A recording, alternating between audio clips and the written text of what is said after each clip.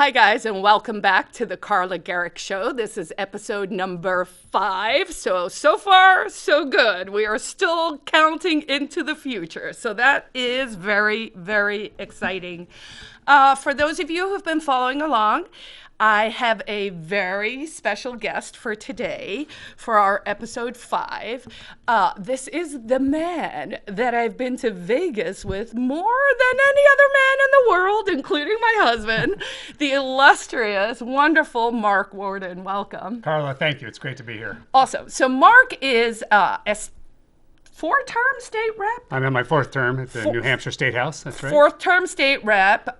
You are a member participant of the Free State Project. You also run Porcupine Real Estate, which is a awesome business that helps people who are moving to the state find their forever home. And I'm excited to talk to you, mostly because we're actually pretty good friends. We really have been to like how many conferences? Probably countless by this stage together. So I usually ask my guests to just kind of give their coming to New Hampshire story. So when did you move, and sort of why are you here, and why are you so passionate about living? Yeah, I moved back in 2007. I think the same year as you and Louie did, and really, I was living in Las Vegas at the time and started to tinker around with politics and got interested in the libertarian movement, libertarianism as a philosophy. And I wanted to get involved a little bit more in politics. So I played with that in Las Vegas, Nevada. But it was just a bit of a gamble there, wasn't it? It was a gamble. And I got no traction. It was tough in that political environment to really be successful as such a liberty-leaning Republican. Then I heard about the Free State Project, and I was really inspired by that. Do you remember where you heard about it? I do. Okay. It was in the LP News. LP is Libertarian Party. They used to have a newsprint newsletter that came out once a month or once a quarter. This is before internet, I guess. Right? Yeah. Before it was so wide. It wasn't before good internet. Good old days when we used to use smoke signals to communicate, folks. And the Free State Project had an ad in there. And I said, that's a great idea, moving so many liberty-loving people and concentrating in a small state that already had a tradition of liberty and freedom and leave us alone mentality. And I was in the real estate business there as well. And so 2007, 8, that was like not a good time, right, in the market? Exactly. It's like they turned out the spigot for new home building, which was the business I was in at the time. I thought, this is a good time to change venue, change careers, take a look around, and just packed up my car, rented out my house, and moved to New Hampshire. Oh, wow. Yeah. Did you settle originally in Manchester? Have you always been here? I came to Manchester first. It was the biggest city, still is, and I just, that had most opportunities for businesses and social life and things like that. So one of the things I really want to emphasize for folks back home is, there's this language that we sort of hear. In fact, there's an article that I printed out today, and in social media this past week, Democrats have been using words like parasite and invasions and, just really actually quite toxic language, which quite frankly, if I used it to describe a Democrat, I'm pretty sure I would get canceled. But guess what, folks? I'm uncancelable because I don't belong to any of you, so have at it. But if I had called someone in the Democratic Party a parasite, I'm pretty sure we would have heard about it. But they're using this kind of language, right? While also being people who have moved to New Hampshire from somewhere else. So one of the things you'll often hear is, I think it's more than 3/4 of the state house are people who were born outside the state. Yeah, that's right. And there's a saying that I think Dan McGuire came up with that I've certainly heard over the years and that I've used in my Senate race as well, is that the lucky ones are born in New Hampshire and the smart ones move here. So we're going to claim that we're both very smart because we chose New Hampshire as our forever homes. Can you tell folks back home maybe like top 3 things you love about New Hampshire, just randomly? One of the things is the outdoors here, the seasons and the great opportunities for recreation, whether it's skiing or hiking or boating, sailing, fishing. snowmobiling. You got it all here, and you don't have to go that far. Right. Right. You're not tied up in a huge city like Las Vegas or LA or San Francisco. Here, about in 20 minutes, you can be out in the wilderness. We like to go to Auburn around Lake Massabesic for Right. mountain biking and hiking. It's just so available, so accessible.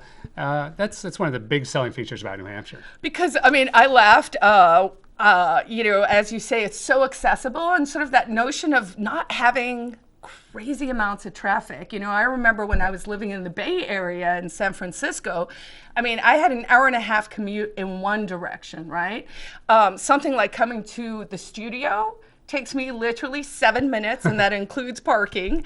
And that really does give us this massive quality of life, right? So sitting in traffic, unless you're really, really into books and Audible and all of that, and that is wonderful, but just being able to both get around really fast, but then also to just escape into nature. And I've traveled a lot, you've traveled a lot, and this is really one of the most beautiful places in the world. I mean, especially during fall when it's like living in candy, right? Like you just drive to the North Country.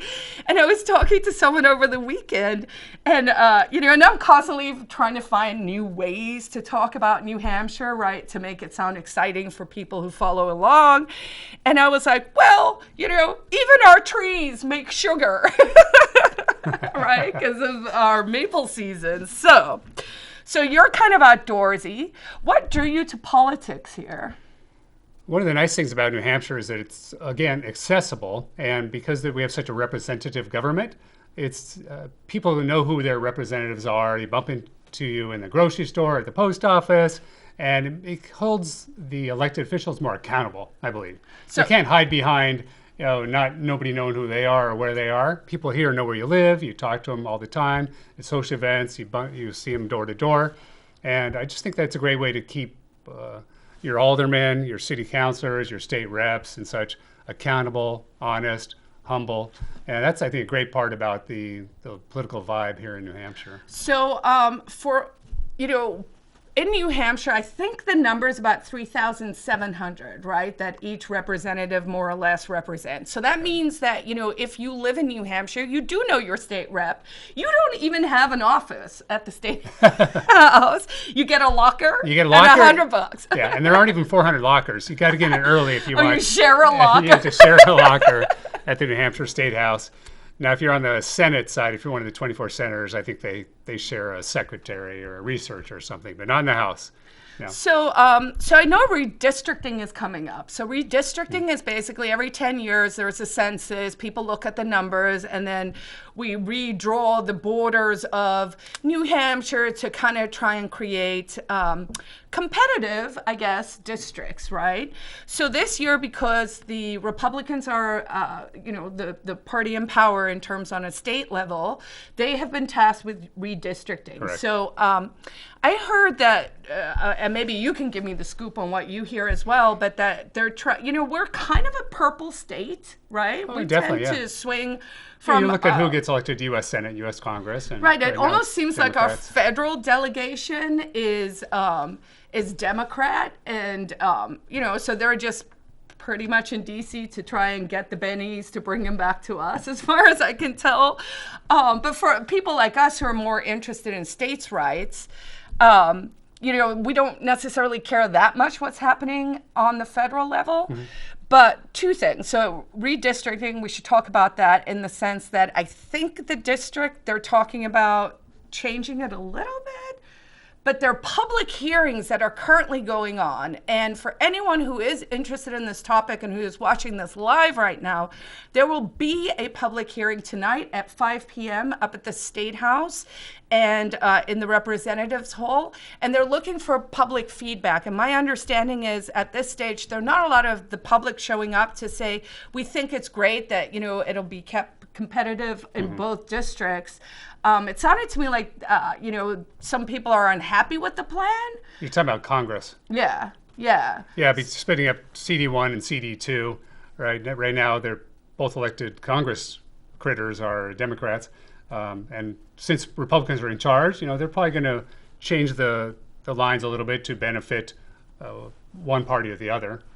in the final lines. And then that'll, for the next 10 years, those redistrict lines will be in place. And I'd guess that they'll end up with sort of a Republican-leaning district and a Democratic-leaning district. Okay, so basically the two duopoly party, and we could talk about that in a different episode. They're going to try and make it so that one Democrat and one Republican goes up to Congress. The other thing that was interesting that happened in the news yesterday is our governor, Chris Sununu, announced that he would not be running for a Congress critter seat. Yeah, this has been an open secret for a year. People have been wondering what he was going to do, whether he's going to run for U.S. Senate against Maggie Hassan or stay as governor. Now, that means he still has to win as governor, but that's probably a fait accompli. He's very popular among independents. Certainly Republicans and even a lot of Democrats really like Chris Sununu, so I don't see any real opposition to him if he seeks re-election next year. What's your take on? I know. So basically, what the governor has said is he said, "Look, I wasn't really that interested ever. People were asking me to do it. I love my job. I'm a." I think he said, I enjoy management, so I'd much rather run a state than go to Congress or the Senate to basically just end up in gridlock, I think he said. So it sounded to me like, he was more attracted to this notion of New Hampshire, which is great. So what are your thoughts on that? Do you think someone's going to run against it? What does that landscape look like? First of all, there were people lining up to run for governor if, in fact, he decided to run for U.S. Senate. So now they're going to have to rethink their plans. And that was people like Frank Edelblue, I think, would have been. Where was the lady? Karen Testerman? Yeah, I think she had talked about Kelly it. Ayotte. Kelly Ayotte. Her name in the. I think Kelly said, if I remember correctly, I read this morning that she may still actually throw her hat in for Congress then, or for Senate, for Senate, U.S. Senate. Yeah, she ran for U.S. Senate before. Which might be the reason Mark and I are both laughing, just for the interest of full disclosure. The previous time that Kelly did run, we were, there was a bloc within New Hampshire that was very frustrated by the approval of Medicaid expansion. I think that's the story. And so there was I think it's fair to call him a spoiler to some extent. Erin Day ran as an outsider and pulled just enough votes to mess up that race. And I think that was a direct message to say that, we may not be the majority anywhere. In fact, we are the tireless minority. Lighting fires the brush fires of liberty in the cockles of whatever. Don't use me for Google quotes. That quote, yeah. But it was a spoiler. And so I think one of the most interesting things that is happening in local politics is this rise of the Liberty bloc, BLOC, right? And it's very real, particularly in the New Hampshire House this year. We saw that the so-called House Freedom Caucus was very influential. They really helped keep the budget under control, reduce the taxes. A lot of your viewers will know that the House did pass a budget that included reductions in the interest and dividends tax, actually phasing it out over the next 5 years. That's awesome. The reduction in the rooms and meals tax, right, although slight, it's a great help to all of us. It's not just tourists who pay rooms and meals tax. We're going out to lunch after this. Look on your bill. You're going to pay on that tax every time you go to a local restaurant. Any prepared foods. A lot of us will rent a car from time to time, even stay in a hotel, if we travel within the state. So it's going to save locals as well as tourists money. So thank you, Republicans in the New Hampshire House and Senate, for getting that done. So, and sometimes the Liberty bloc, I guess, gets a bit of a bad rap. You bunch of rebels sitting up there in your... But what's your temperature? What do you think? Are your actions appreciated there? Here's by way of example. So Rep. Marsh, right? Yeah. Who? So this is he was a Republican, and he just, to much fanfare recently, just changed his party because he couldn't stand it anymore. And I was like, who's this dude? What is his story? And then I went and looked, and his voting record was appalling. I think he got a C minus or maybe even a CT from the NHLA, which is a liberty forward organization that looks at people's voting records. And and so there was this in the media. There was this sort of story of, oh, this guy is reneging on his party. But I was like, well, no, you're really just going to where you fit in better, because his voting record clearly indicated that he wasn't for low taxes, he wasn't for small limited government, that he was for more intervention and all of that. So do you think we're going to see more of that kind of stuff? It really depends on the makeup of the House and Senate next year. So what do you if you're reading the tea leaves, Republicans should do well, should keep their majority in the House, although right now it's a very slim majority. It's I don't know the exact numbers, but roughly 205 to 195. Some people have left office and died and stuff like that, so it doesn't add up to 400. Right. But it's a slim majority. If we maintain that or increase that next year, then we're going to continue to see lower spending at the state level. We'll double down on some things like the educational choice. That was a huge win for families and students this year.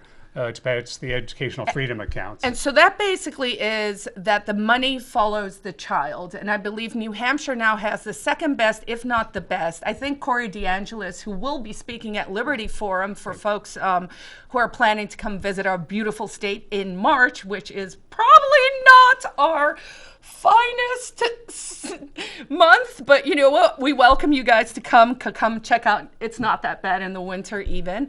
But Corey said that New Hampshire, I think, now has the second best school choice program in America. And if I read correctly, we had over 1,500 households or parents who have chosen that for their children. And I think as we see this tension that's happening between the school boards, the Department of Education, and this heavy control of our students and the masking of the students and possibly now forced inoculations, more people and parents will start to choose that as an alternative. Now, when they take it's not really a voucher, right? No, it's also, there's some income limits for the families and that sort of thing. But as I understand it, if you apply to this program and you're approved, then you can take some of the state portion of the annual budget for student. Every district spends so many dollars per student. And it's always a lot. In New Hampshire, it's around $15,000 or something per student, if you look at it on a per student basis. But only a portion of that comes from the state. The rest of it is raised at your local taxes on your property taxes. But let's say it's $4,000 per student that comes from the state. I think that's the number roughly. That money can follow the student to their choice of a public school, parochial school, private school, homeschooling, co-ops and things like that. So one of the interesting terms I heard this week, I don't know if you've heard it either, but people are talking about meaning I think in this scenario, they were specifically talking about Free Staters, not the Liberty Bloc, but that Free Staters want to create a gig economy in education. And I heard that, and honestly, it kind of struck me as like, oh, that sounds sort of cool in some ways, right? Because one of the things I've talked about on this show is I think when people hear our criticism of things, we sometimes neglect to either explain the alternative or the reasons why we're criticizing something. So clearly, neither Mark nor I think, are against educating children. In fact, we just kind of really want them to be able to do things like read and write when we spend $15,000 per pupil in the school. So one of the things I've tried to explain to people is maybe you could take this money and you could start smaller schools, like micro schools, right? Which would be almost like a gig economy, right? I was trying to figure out have you heard this term? I haven't heard the term yet, but if you look at things like Lyft and Uber and Airbnb, I guess it's using excess resources in a more productive fashion. And I love that idea for students. Instead of just locking them into a government school every day for 8 hours or 6 hours, whatever it is, listening to the bell, like a prison bell go off when they have to shift from room to room. Now you're going to take their additional time and maybe expose them to other things they're not going to learn in the government schools, whether it's camping or scouting or teaching philosophy or teaching stand-up comedy as they do over at our friends' homeschool co-op. Oh, wow, that's wonderful. Yes, yeah. Oh, that's cool. I haven't heard of that. Teaching coding for kids. Things they're not going to learn in the public schools. Let's start doing more of that. And frankly, families did see all the wonderful resources that are out there last year during the COVID lockdowns, right? They were now stuck at home on the screen for half the day, but now they realized, hey, there are all these other opportunities and resources out there for students to learn, more than just book learning. And I think it's opened up a lot of families' eyes to what's out there. It's a good thing. I think it's a good thing. More choice. Someone took me on social media. I said more choice makes people happier. And they said, no, that's not necessarily true. And sometimes when you're standing in front of like the cereal aisle, which neither of us do, but, or the toothpaste aisle or something where there's just too many choices, I guess I could see that. But I do think allowing people to, kids learn differently. Yes, exactly. The government schools will give you one size fits all, way of learning. And that's just not appropriate for anything. Look at all the different types of cars we have: electric cars, gas cars, trucks, minis, motorcycles. And you want to have as many choices as possible for the consumer. And frankly, the existing legacy government school system doesn't do that. So we need more choices for families. And finally, we're starting to see that in New Hampshire. That's in awesome. a big way. So another thing I wanted to talk about is the real estate market, Yeah. because you are an expert. Mark's been trying to convince me for years that I should do my real estate license and come work for him, and that may or may not happen sometime. I have a lot on my plate, but I did get the book, so maybe. So market's super hot right now. Super hot in southern New Hampshire, and we're seeing it extend to northern Hampshire in an unprecedented manner. Yeah, I'm a real estate broker. I've been in the business for over 20 years. I own my own small firm here in New Hampshire. And what we're seeing is a seller's market, and there are a number of factors that have led to that. One is that interest rates are still low. So you have a lot of people knowing that houses are more affordable because of low interest rates. Two is a lot of people moving in from out of state. Besides the Free State Project, we have all these others that are escaping or fleeing the lockdowns, the mandates, the heavy-handed government, and high taxes are seeing in New York, New Jersey, Washington, California. And even some of those people, even though they may not even honestly know about the Free State Project, I believe are people who are probably searching online and kind of going, where's the freest state, or where is a good place to raise children? Where is school choice? Like all the things, low taxes, quality of living, all those things that we know New Hampshire offers. So, so we have a supply issue, right? That's one of the problems, the supply issue. Builders stop building. So First of all, when that the crash in 2008, Okay. it's been over a decade in the making. Okay. Because when the crash hit, all of a sudden there was this glut of cheap properties, foreclosures. So builders just stopped building. Interesting. Because they couldn't sell it for when they were competing against existing homes, they were 20, 30% less in price. Finally, the new home prices caught up with the market price, and builders started building again over the last 5 years. But it's a slow process. Permitting is very difficult. A lot of towns have this NIMBY attitude. So that is not in my backyard, right? Exactly. And that's basically people who are like, well, we don't want this development, or we don't want this. And I have some sympathy for that from a neighborhood perspective, but from a property rights perspective, I think this is important for folks to understand. If we want a world that makes sense, we have to acknowledge that property rights mean something, and that when you own your home, you should be able to do pretty much what you want, right? If you are going to do something that is a nuisance, so, people always talk about the pig farm. Apparently there's like always someone who brings a pig farm to like the middle of town and opens it up, and then people complain about the smell and all of that, right? But we should be less NIMBY-ish. Yes, and you can do it in baby steps. For example, the state government recently passed a law to ban towns from prohibiting these in-law suites, ADUs, accessory dwelling unit, which are becoming more and more popular all the time for people who have their sandwich generation, their kids or adult parents moving in with them. So we need to allow that.